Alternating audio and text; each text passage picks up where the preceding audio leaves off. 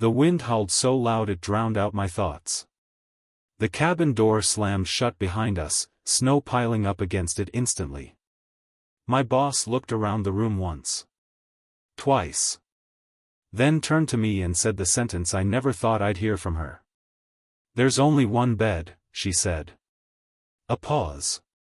"We need to stay warm." And just like that, the power dynamic I'd lived under for 3 years shattered into something far more dangerous. I should explain who she is. Because context matters. Her name is Evelyn Cross. 42. Vice President of Operations. Known across the company as the Ice Queen. She doesn't raise her voice. She doesn't joke. She doesn't forgive mistakes. People don't quit under her, they crack.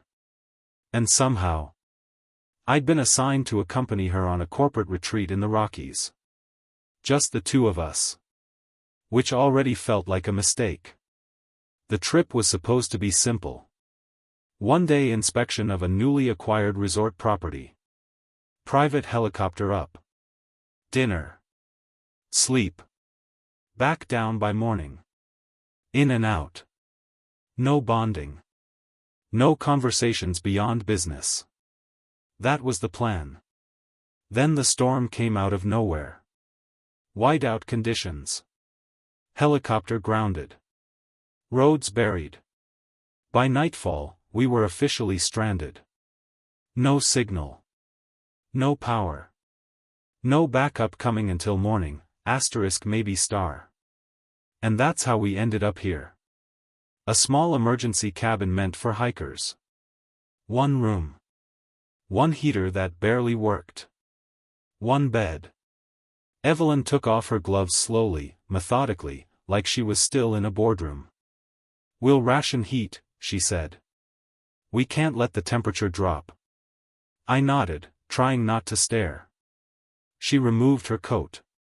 And that's when I noticed something I never had before. She was shaking. Just slightly. The woman who once fired a director with a single sentence was cold. And human. "I'll take the floor," I said quickly. She looked at me. Really looked at me. "No," she replied. "You'll freeze." "I'm fine." That wasn't a suggestion. Her voice was firm, but quieter than usual. She glanced at the bed again. Then back at me. A calculation happening behind her eyes. "This is survival," she said. "Nothing else." I swallowed. Understood. She hesitated. Just long enough for everything to feel unstable. Then she said it. "Only one bed," she repeated. "We need to stay warm." The silence after that was unbearable. The wind battered the cabin walls like it wanted in. I realized something terrifying in that moment. Out here, there were no titles. No offices. No hierarchy. Just two people. Alone. Cold. And trapped until morning. We lay on opposite sides of the bed at first. Stiff. Awkward. Fully clothed. The heater sputtered. The temperature dropped. Minutes passed. Then Evelyn shifted. Without looking at me, she said quietly. "If we don't share body heat, this gets dangerous." I didn't respond. Because if I did, my voice would betray me. She moved closer. Not touching. Yet. I could feel the warmth of her through layers of fabric. Her breathing was uneven. Not fear. Something else. "You're shaking," I said. "So are you," she replied. Another pause. Then, barely above a whisper. "This never leaves this mountain." "I know," I said. And I meant it. Because whatever was about to happen would change everything. At work. In her life. In mine. The first thing I noticed was how fast her breathing was. Not panicked. Controlled, but strained. Like she was holding something back. The heater coughed once, then went silent. The cabin felt instantly colder. Evelyn stiffened. "That's not good," she said. I reached up and adjusted the dial. Nothing. No hum.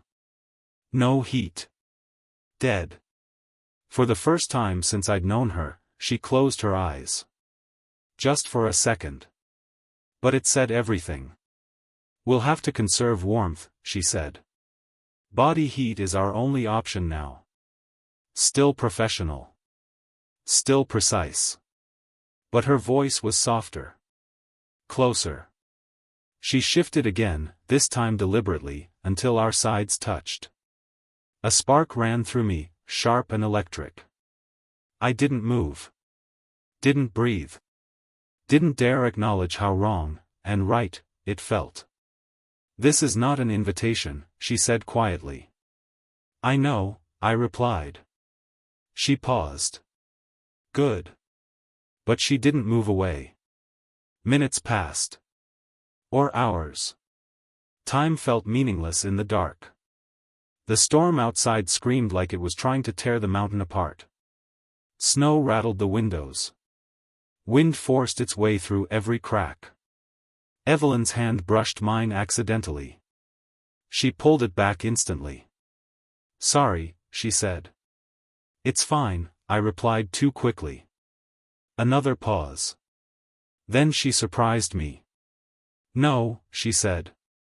"It's not." I turned my head slightly, just enough to see her face in the dim light. "What do you mean?" I asked. She hesitated. "I don't like losing control," she admitted. "And right now, I have none." That was the most honest thing she'd ever said to me. She shifted again, closer this time. Our legs touched. Her body was warm. Too warm to ignore. She exhaled slowly. "This is strictly practical," she said. "I need you to understand that." "I do." She looked at me, searching my face like she was assessing risk. "You're my subordinate," she continued. "This can never be anything else." The words should have created distance. Instead, they felt like a fragile line drawn in melting snow. "Yes, ma'am," I said quietly. She winced. "Don't call me that right now." "Okay," I said. Her shoulders relaxed slightly. Another hour passed. The cold crept in anyway. Despite everything. Her teeth chattered. Without thinking, I wrapped my arm around her shoulders. She froze. Every muscle in her body went rigid. I pulled back immediately. "I'm sorry," I said. "I wasn't thinking." Silence. Then she surprised me again. "Don't," she said. "Don't what?" "Don't pull away." She adjusted herself, turning slightly so her back rested against my chest. It was intimate in a way that had nothing to do with desire, and everything to do with trust. Her head rested just below my chin. I could feel her heartbeat. Fast. Steady. Human. "Why do you work for me?" she asked suddenly. The question caught me off guard. "I'm good at my job," I said. "That's not what I asked." I thought for a moment. "Because you're fair," I said. Demanding. But fair. She laughed quietly. A sound I'd never heard before. "No one's ever called me that." "Well," I said, "no one's been trapped on a mountain with you either." She smiled faintly. Then her voice dropped. "My ex-husband hated the job," she said. I stiffened. She'd never mentioned him. "He said I chose power over people," she continued. "That I didn't know how to stop being in charge." I stayed quiet. "He left 3 years ago," she said. "I didn't fight him." "Why not?" I asked. "Because he was right." The admission settled heavily between us. The cabin